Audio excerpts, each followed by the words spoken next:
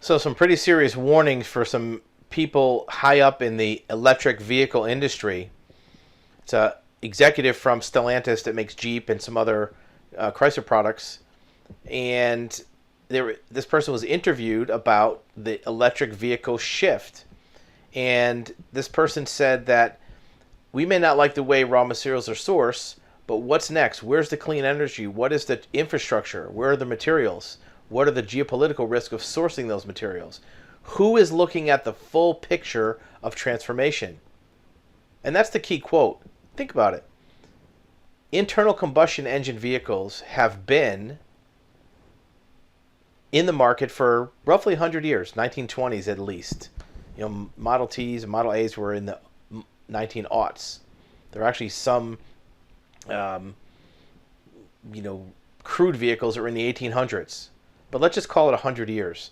In 100 years, all the infrastructure for gasoline distribution, repairs, sales, parts, supply chains have all evolved to the point where 12 to 14 million vehicles a year are sold into the marketplace. Electric vehicles has basically 5 to 10 years of partial adoption in the marketplace. Yeah, there's electric vehicles that have been around for 10 years, but less than 1% of vehicles on the road are electric vehicles. So you don't have a whole network of charging stations like you have gas stations. You don't have a network of repair facilities. You don't have a full network of dealerships that sell electric vehicles. You have dealerships that sell gasoline vehicles that sell a few EVs on the side. So this transformation is a big deal. There are many powers that be, government agencies, electric companies, and even manufacturers that want to have everything switched over to electric within the next 10 years, 2030. Some states are making it a law that only electric vehicles operate in their states by 2030. That's like taking 100 years of automotive history for gasoline engines and shoving it down into 10 or 15 years. It's a struggle, to say the least, to want to get that done. Look, whether you believe in electric vehicles as being a solution to the environment or not, or maybe a solution to the economy or not, or maybe a way to have people save money, whatever your opinion is, doesn't matter. The bottom line is that this transformation is being rushed, being put through quickly.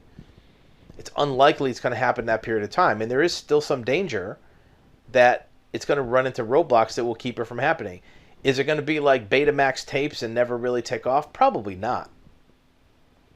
It's going to be like buggy whips and be, evolved out of business? Probably not. But there are concerns about the EV revolution. And this comes from the CEO of one of the largest companies. And it's not like this company doesn't make electric vehicles. They have electric vehicles of the Jeep Wrangler, iconic off-road vehicle. They make an electric version. So it's not like they don't make them. They're in that business. But they're worried. And his outlook has a bleak spin. Development of the vehicles is a problem. Sales of the vehicles is a problem. The big thing is the charging stations. Many parts of the country, San Francisco is a good example, 25% of the charging stations don't work. They're inoperable. They're broken. You never see that at a gasoline station. Yeah, you might have that one pump with the yellow bag over the handle. But in San Francisco, 25%, a quarter of the charging stations are dead. Not working. How's that going to work? What about capacity of electricity? Well, there's already talk about having rolling blackouts in the U.S. and the power grid not being able to keep up without having a massive amount of charging stations.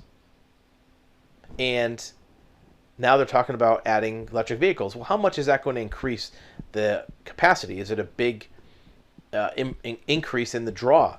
Well, from many reports, an electric vehicle charging at night in a residential home is going to add 20 to 30% to the electric use of that home. Well, if all the homes go up 20%, that's going to put a big drain on the power grid. Here's another troubling story that came up. We watched a video on YouTube here a couple days ago about a woman, happened to be in the UK, had an electric vehicle, and because there's not a lot of charging stations, she was driving home from work late at night, her range was going down, and look, charging stations are not manned facilities like a gas station. You go into a gas station, it's lit up. There's people there. They work there. There's a usually a little convenience store or at least a booth where you go to pay, or you can talk to somebody. They have to have usually people on site because gasoline is a safety item. Has to be a person there on site monitoring it. Worst case scenario, they can push the button to shut down the pumps. So it's a manned, lighted thing. Many charging stations are unmanned, remote, in the back of a parking lot somewhere. Right? They're not manned. There's not a staff of people there watching these. So this is a factor that's overlooked about, people's safety. And this happens to be a young woman who was afraid for her safety, parked in the back of a parking lot at 11 o'clock at night, and she was immobilized. When your car is plugged into that charger, it's immobilized. You can't start the car. You have to get out to unplug it. That's a safety item. If some creeper comes up on your car, what are you going to do? They know you're plugged in. They know you're not going anywhere. You are a captive audience, literally. That's an issue that has not been brought up. And I don't see them going to staffed charging stations in lighted public areas anytime soon. The whole idea is to keep the cost low, so you don't have to have staff. Look, these are just a few of the possible considerations, problems that are starting to come to light. There's probably going to be more. Again, we're in the early stages of adoption of this new transportation type. It may turn out to be a great thing. It may turn out to be a really good human development for future progress. It may not. But regardless, these are things to consider. I'm sure there were problems with gasoline vehicles when they came out, scaring the horses off the road and, getting stuck in the mud because there were no paved roads, whatever. But these considerations, we're smarter than that now. 100 years later, we shouldn't be reacting to the problems. We should be anticipating those in advance.